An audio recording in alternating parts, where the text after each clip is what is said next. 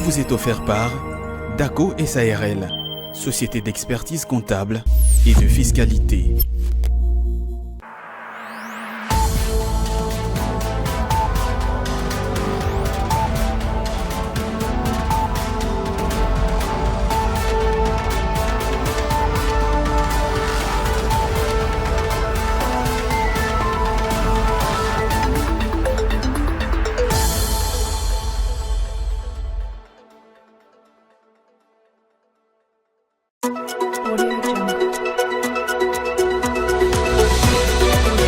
Au total, 13 recommandations générales sont sorties du premier séminaire du gouvernement seminois, parmi lesquelles la mise en place du système intégré de gestion des finances publiques ou encore la mise en place d'un cadre de dialogue entre les ministères des Finances, du Budget, du Plan et du Genre sur la planification et la budgétisation sensible au genre.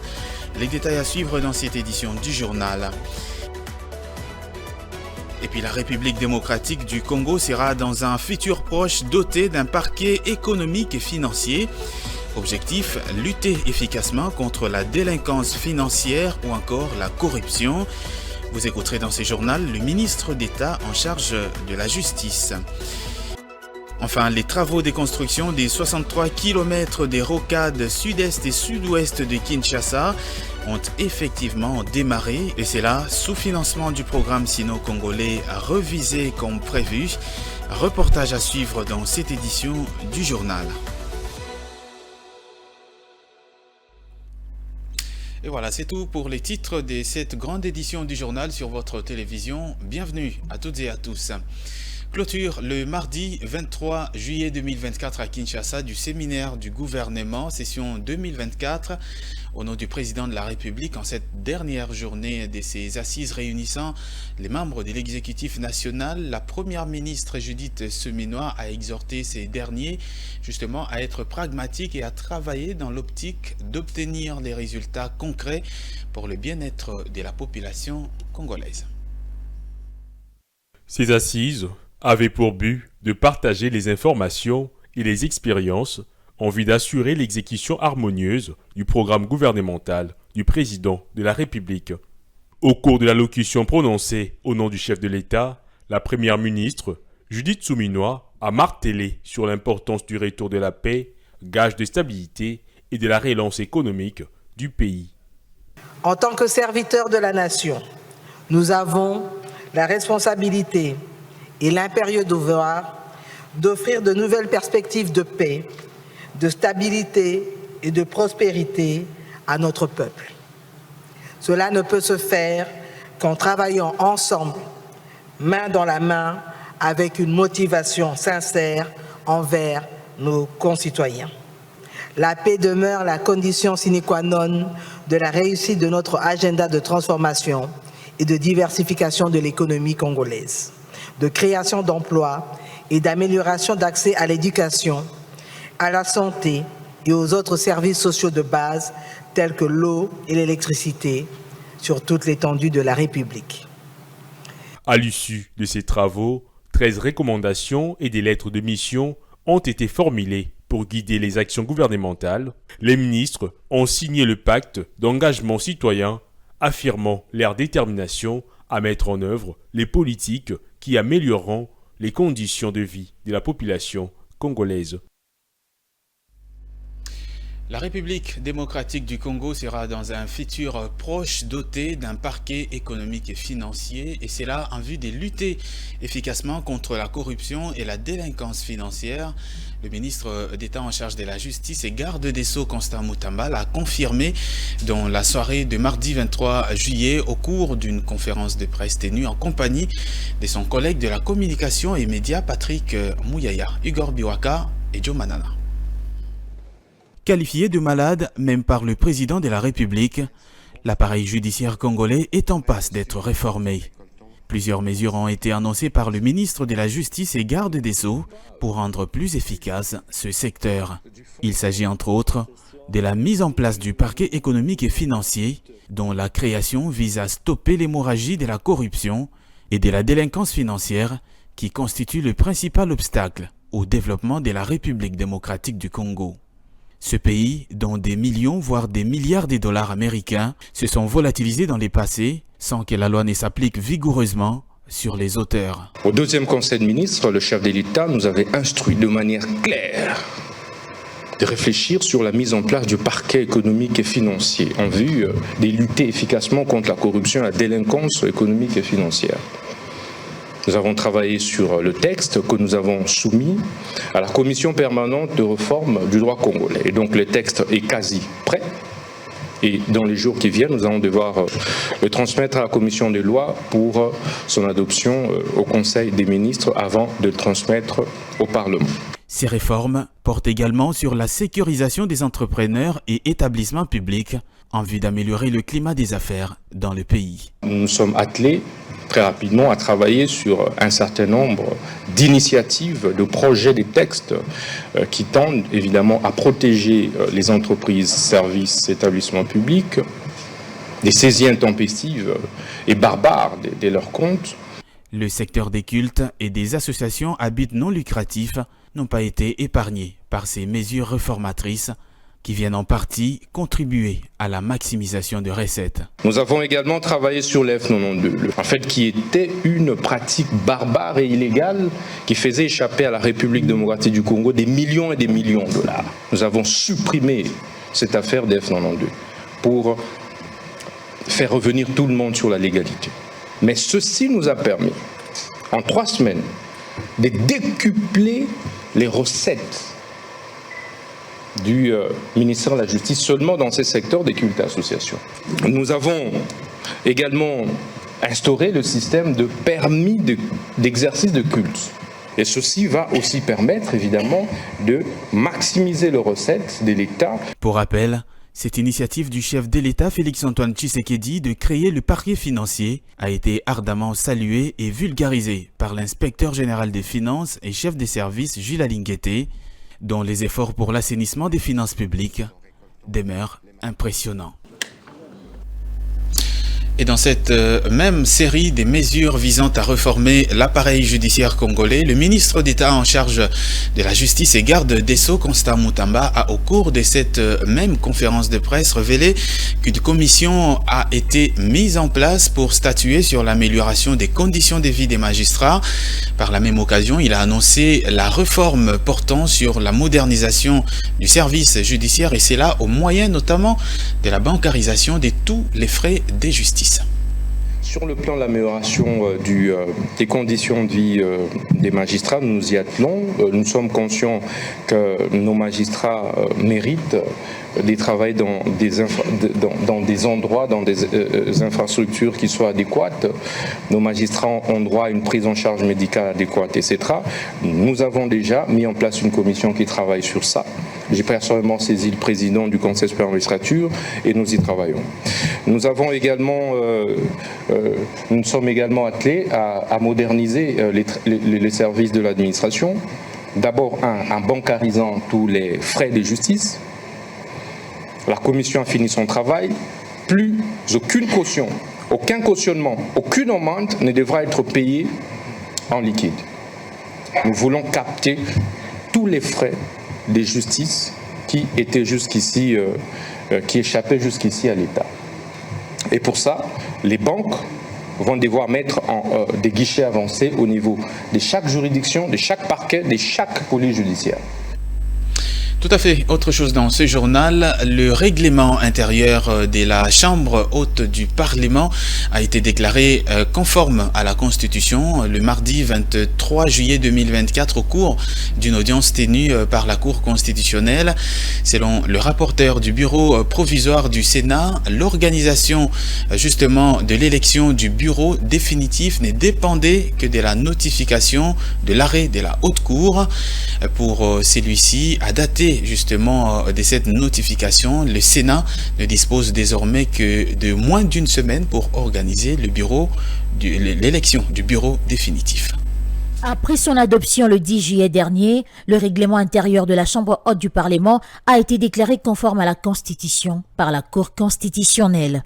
Vu la Constitution du 18 février 2006, telle que révisée à ce jour, spécialement les articles 109, 112 et 160 alinéas 1er, 2 et 4, Vu la loi organique numéro 13/026 du 15 octobre 2013 portant organisation et fonctionnement de la Cour constitutionnelle en ses articles 43 et 96 alinéa 2, vu le règlement intérieur de la Cour constitutionnelle, spécialement les articles 27 alinéa 2, 34, 35, 36, 37 et 38 alinéa 4, la Cour constitutionnelle siège en matière de contrôle de conformité à la Constitution, après avoir entendu le procureur général en son avis, se déclare compétente, déclare la requête recevable, déclare conforme à la Constitution les règlements intérieurs du Sénat adoptés le 10 juillet 2024, mis à part les réserves formulées aux articles 119,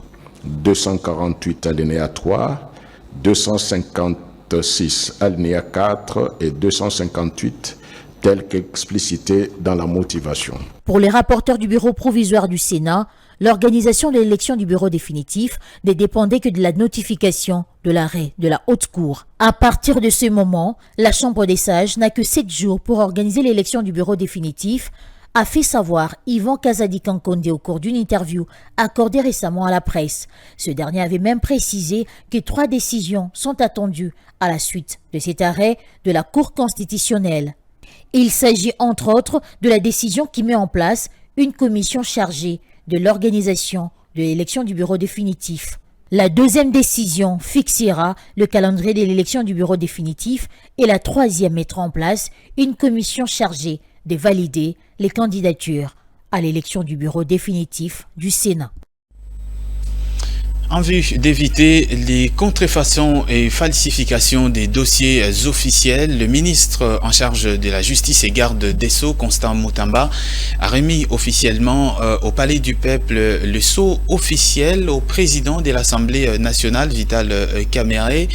À en croire le numéro 1 de la justice en RDC, la création d'une nouvelle maquette et d'un nouveau spécimen vient répondre aux problèmes de manque des sceaux officiels auxquels le pays faisait face. Déposer les sceaux officiels à l'honneur président de l'Assemblée nationale. Comme vous le savez, le chef de l'État nous a nommé ministre d'État, ministre de la Justice et garde des Sceaux. Donc, il revient au ministre de la Justice et garde des Sceaux de pouvoir mettre à la disposition de tous les services de l'État les sceaux qu'ils doivent utiliser. C'est pour éviter des contrefaçons, des falsifications des dossiers officiels. Et vous le savez qu'il n'existe pas jusqu'ici des sceaux à proprement parler. Et donc, après notre prise de fonction, nous nous sommes attelés à pouvoir créer une nouvelle maquette, un nouveau spécimen, non seulement du sceau de l'État, qui est destiné au chef de l'État, mais aussi le sceau de la République, sceau officiel utilisé par tous les services publics de l'État. Et donc, à partir de cet instant, tous les services publics de l'État, des ministères, des entreprises publiques, des établissements publics, des communes et autres sont appelés à utiliser les sceaux officiels qui est de la compétence du ministère de la Justice et garde des Sceaux. Mais en effet, au niveau de territoire, au niveau de commune, au niveau de province, au niveau des, ça veut dire assemblée provinciale, au niveau des gouvernements. C'est cela la vocation du ministre de la Justice et garde des Sceaux. Et tout à fait autre chose dans ce journal, je l'ai annoncé dans le sommaire lancé par le président de la République le 22 juin dernier. Les travaux de construction des 63 km des rocades sud-est et sud-ouest de Kinshasa ont effectivement démarré et c'est là sous financement du programme sino-congolais revisé. Ce mardi 23 juillet 2024, soit un mois après, le chef de mission de l'ACGT sur ce projet a conduit une importante équipe de reporters pour faire le constat du démarrage effectif de ces travaux. Les travaux de construction des rocades sud-est et sud-ouest de la ville de Kinshasa sont effectifs. Plusieurs engins de la firme Cisque SA et ses sous-traitants ont envahi les zones inoccupées du tracé et procèdent actuellement au dégagement des emprises et autres terrassements. du PK0 qui est le terminus Mboudi au PK17 plus 800 où se trouve localisée la cité Millennium, un important déploiement en matériel et en personnel est plus que perceptible. Au PK12 du projet se fait la construction de la base vie de Crécuit avec l'installation des 2 centrales dont l'une produira du béton et l'autre des enrobés. Pour faciliter le trafic sur ce tronçon, un ponceau de type balai triple simple a été jeté sur la rivière Mfouti au PK12 plus 900. Au PK13 plus 400, ce sont les travaux des terrassements de la voie de déviation en vue d'obtenir un rayon de courbure valable. Au PK15 plus 500, ce sont d'autres travaux des terrassements qui s'y déroulent. Au PK16 plus 600, sous l'œil vigilant de la mission des contrôles du BTC, les travaux de construction des caniveaux ont déjà débuté. C'est donc une intense activité motivée par le souci de tenir les délais qui est constaté sur le projet des rocades. Dans les zones habitées du projet, la majeure contrainte demeure l'expropriation avec une indemnisation conséquente. Le chef de mission de l'Agence congolaise des grands travaux sur ce projet a conduit une équipe de reporters ce mardi 23 juillet pour faire le constat. Vous êtes en train de constater ce qui est en train d'être fait sur terrain avec le déploiement des engins de toutes les entreprises qui devraient commencer à travailler. Donc la population peut constater le début effectif des travaux. Il ne s'agit pas d'une chimère, il s'agit d'une réalité. Ces infrastructures qui ont pour vocation d'améliorer la fluidité et la circulation des personnes et des biens, de désengorger Kinshasa, de booster le tourisme et l'urbanisme des quartiers périphériques et d'améliorer le quotidien des populations riveraines sont financées dans le cadre du programme sino-congolais et devront être exécutées dans un délai ne dépassant pas les 3 ans, avait expliqué Nico Nzaounzaou le 22 juin dernier, jour du lancement des travaux, par le président de la République. C'est un des moyens des transports les plus prisés à Kinshasa. Les motos taximens qui prennent justement de plus en plus d'ampleur en ce qui concerne la mobilité urbaine dans la capitale. Ces moyens de déplacement réputés pour sa capacité à braver des embouteillages reste le plus sollicité. Cependant, il n'est pas sans danger. Il est parfois à la base de bien d'accidents de circulation dans une capitale où les besoins en infrastructures routières restent très important. Divine Mwenze. Les motos sont devenues l'un des principaux moyens de transport à Kinshasa. Il suffit d'observer la circulation routière pour s'en rendre compte. Dans le passé, utilisées dans des milieux où les véhicules étaient inaccessibles, aujourd'hui en plein centre-ville, leurs klaxons font écho. L'une des raisons de l'engouement autour de cet engin roulant, sa capacité à braver les embouteillages. Mais non, sans conséquences néfastes, telles que les témoigne la population ici, au rond-point Mollard, dans la commune de Bondalungwa. C'est un accident qui s'est produit sous mes yeux à cause de la précipitation du motocycliste à s'engager sur la route. Cette pauvre dame a perdu sa jambe. Ces genres de conducteurs de motos ne respectent pas les codes de la route.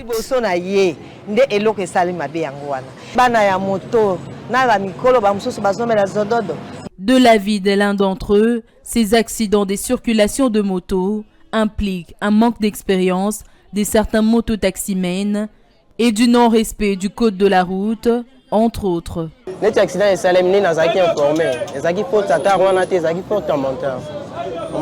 Les motocyclistes sont devenus de plus en plus nombreux à Kinshasa. La majorité ne connaissent pas les codes de la route. Il y a aussi les manques des infrastructures routières qui occasionnent les accidents de circulation de motos. Nous demandons à l'État congolais de réglementer ces secteurs.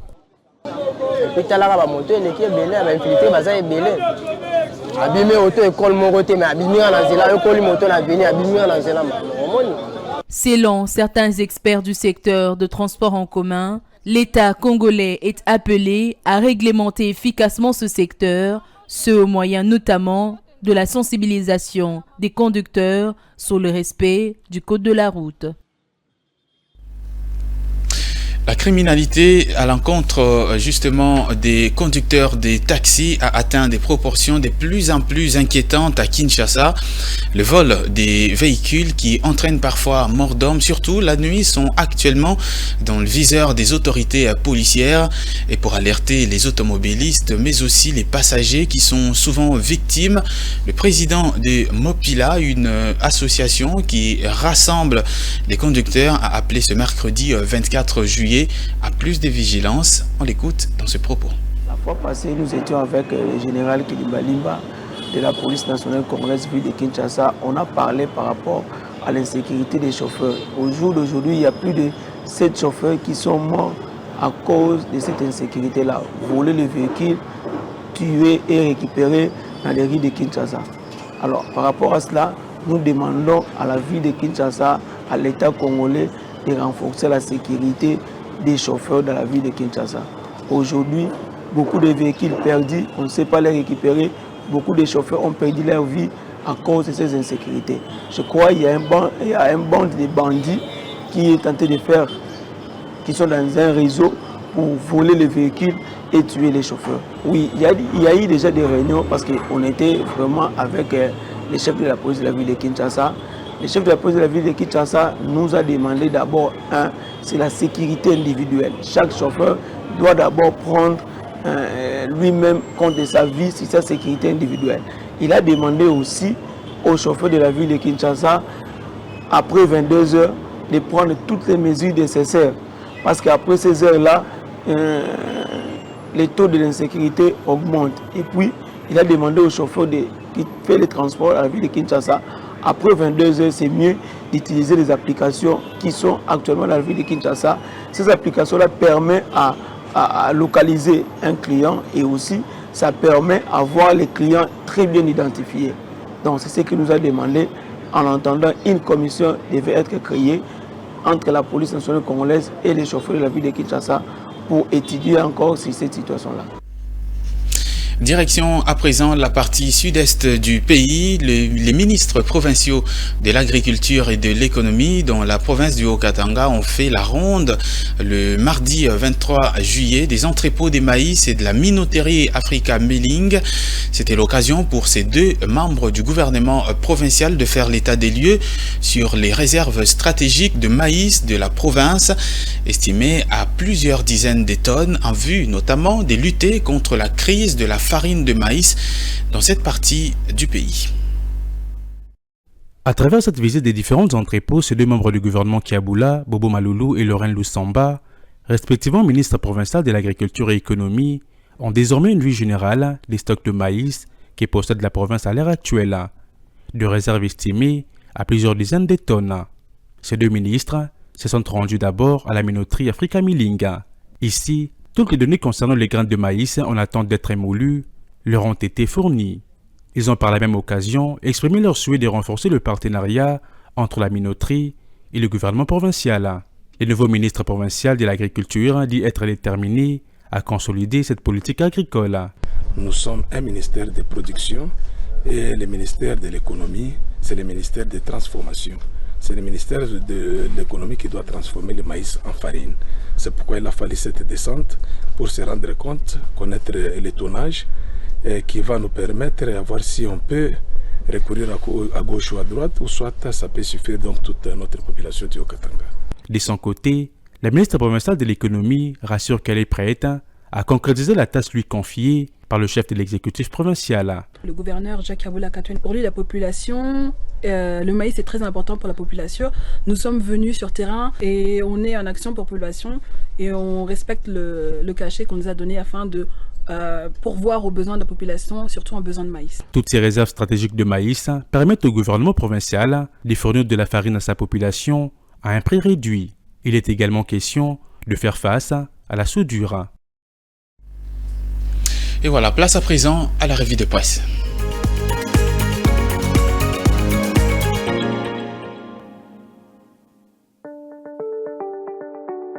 C'est la revue des presses, bienvenue à tous. Et commençons avec Africa News qui écrit dans sa page numéro 6 « Nulle entente sous la table n'apparaît nulle part dans le deal GKMIN-UGF ». Tout dans la vie et dans la forme, rien n'est tient sans la forme. Ce qui est sans forme est sans couleur. La forme, c'est les fonds qui remontent à la surface, écrit un ancêtre. Sur la nouvelle guerre, une énième lancée contre l'inspection générale des finances, l'UGF, l'article 4 du décret numéro 034-B/2003 du 18 mars 2003 modifiant et complétant l'ordonnance numéro 427-323 du 15 septembre 1987 portant création de l'inspection générale des finances et comme l'eau des roches claires. L'inspection générale des finances est placée sous l'autorité directe du président de la République. Certes, de 2003 à 2009, cette ordonnance numéro 87-323 du 15 septembre 1987 a été modifiée et complétée tant des fois par des ordonnances ou des décrets faisant faire des navettes entre les palais de la nation et l'immeuble de béton et d'acier du boulevard du 30 juin à ses services de l'État quant à son attachement hiérarchique. Au terme du décret 034-B/2003 du 18 mars 2003, l'inspection générale des finances placée sous la tutelle directe du président de la République, l'autorisation préalable du ministre des Finances pour les missions des contre-vérifications fiscales supprimées. Mais le décret 04/018 du 19 février 2004 modifiant et complétant l'ordonnance numéro 87-323 du 15 septembre 1987 portant création de l'inspection générale des finances telle qu'est modifiée et complétée à ces jours, replace l'inspection générale des finances sous la tutelle du ministre des Finances et par ricochet l'autorisation expresse du ministre des Finances pour la contre-vérification fiscale rétablie. En 2009, l'ordonnance numéro 09/097 du 8 décembre 2009 modifiant et complétant l'ordonnance numéro 87-323 du 15 septembre 1987 portant création de l'inspection générale des finances telle qu'est modifiée et complétée à ce jour rattache une fois encore l'inspection générale des finances à l'autorité du président de la République. L'autorisation du ministre des Finances pour des missions de contre-vérification fiscale se voit supprimée. Le journal conclut en disant: et comment comprendre ces guerres qui sont menées sans répit et contre l'UGF et non UGFCS?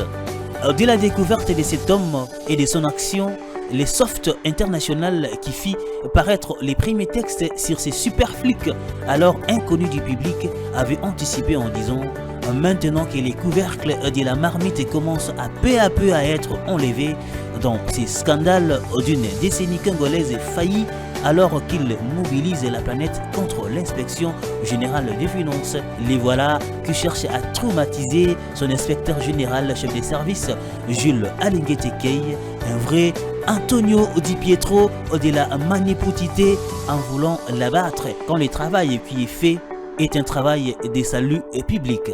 Heureusement qu'un corps de garde de la garde républicaine mis à sa disposition par les chefs de l'État ceinture de sécurité de cet homme. Sur les médias dans le monde d'aujourd'hui, il faut mettre en exergue l'échec épatant des pouvoirs publics dans la construction des médias professionnels de responsabilité, en encourageant dans les chaos la création des médias sans financement, sans publicité commerciale, sans régime d'aide à la presse, en faisant vivre les médias par les modes de financement politique, conduisant à ce que rien ne peut être diffusé sans que cela n'ait été payé au préalable.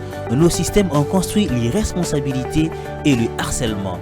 Un journaliste donne une information en répondant aux 5 questions de Lauswell. Il ne saurait chercher du résultat à tout prix pour son information, sauf à passer pour un harceleur public, ce qui s'appelle un influenceur. Les Soft International numéro 1113, mercredi 3 juillet 2024. Fin de cette revue des presses, merci à vous de l'avoir suivi.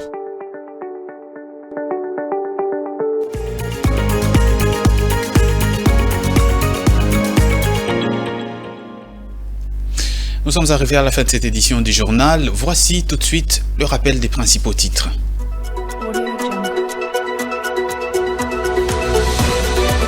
Au total, 13 recommandations générales sont sorties du premier séminaire du gouvernement sominois, parmi lesquelles la mise en place du système intégré de gestion des finances publiques ou encore la mise en place d'un cadre de dialogue entre les ministères des Finances, du Budget, du Plan et du Genre sur la planification et la budgétisation sensible au genre. Et puis la République démocratique du Congo sera dans un futur proche doté d'un parquet économique et financier.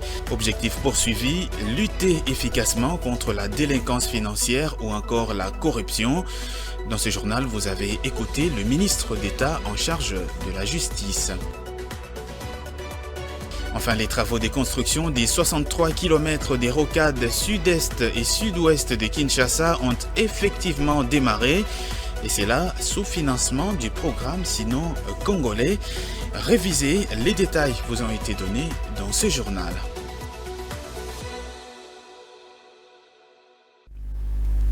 Et voilà, ce journal est complètement terminé. Merci à toutes et à tous de l'avoir suivi. Je vous souhaite une excellente suite des programmes sur votre chaîne.